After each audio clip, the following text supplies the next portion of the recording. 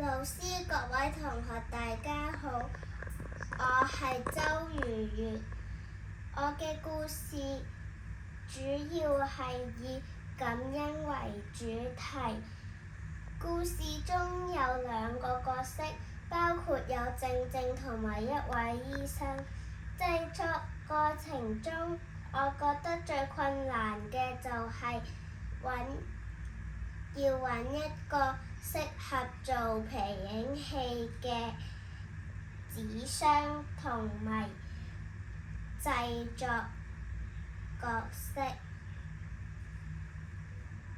我學咗點樣可以整一個簡單嘅皮影戲。我覺得最有趣嘅部分就係原來故事可以從皮影戲演出。呢個係我嘅故事。有一日，靜靜喺公園玩，佢見到佢鍾意嘅上滑梯，佢即刻跑去玩。佢唔小心跌親，之後有一位醫生喺路上經過，見到靜靜流好多血，佢即刻往前幫手。之後醫生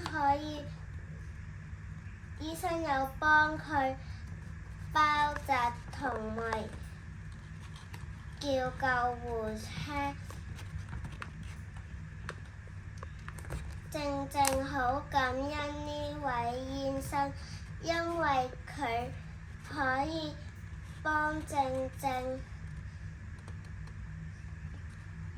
包紮。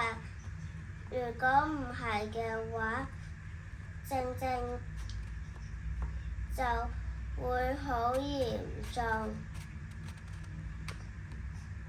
透過呢次活動，我更加了解中國皮影戲呢種傳統藝術，我都學咗耐心同埋發揮創意。